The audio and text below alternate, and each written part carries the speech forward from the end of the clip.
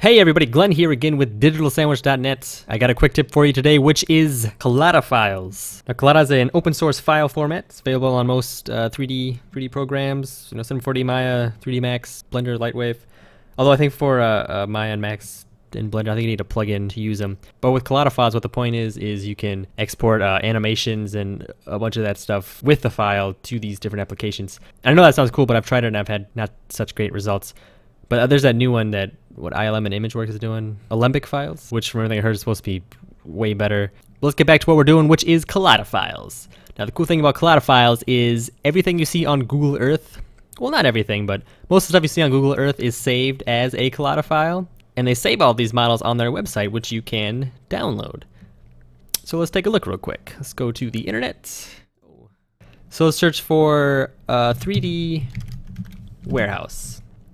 Brings up 3D Warehouse, Google, sketchup.google.com/3D Warehouse. Let's click on that. And there's a lot of stuff here. So you got museums, football stadiums, town halls. So this is basically every model you'll find on Google Earth, plus a lot more. So there's pretty much any building you can think of in the world, as well as cars, football stadiums, baseball stadiums. You can get pretty much anything you think of. Now most of these models are pretty low res and aren't very good for most things, but for some things they can be very cool. So let's find a cool building here. Let's look for, I don't know, Empire State Building. And a lot of results, and there's always some that are way better than others. Let's just click the first one. And, oh, that actually looks pretty good. So you go to download model. Want the Collada file. Let's download that. It's a pretty small file because most of these are just really low res geometry with satellite images from Google Earth projected onto them. So let's download this. So let's go into this.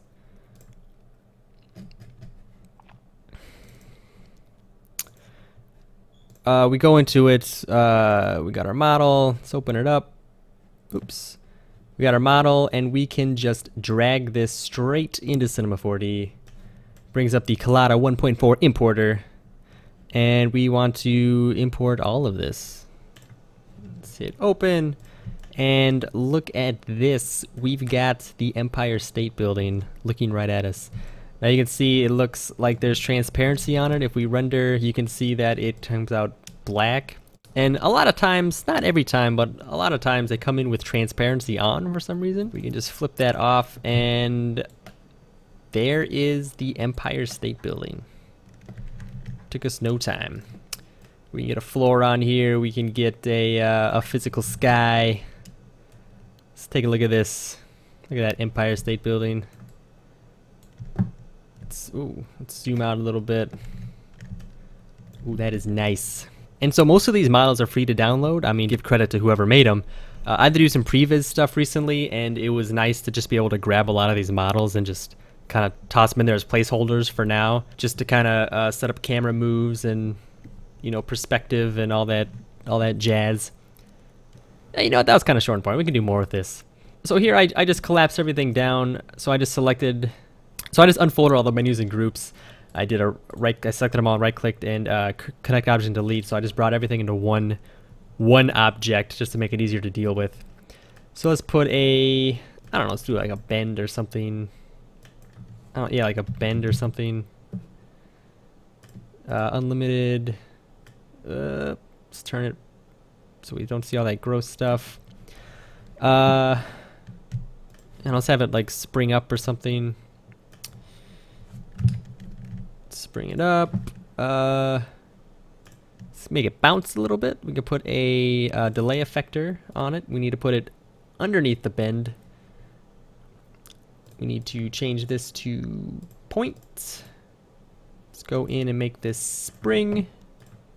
Hit play and kind of bounces up. So make it a pop-up book for King Kong. And as the book opens, the Empire State Building flips up. I don't know.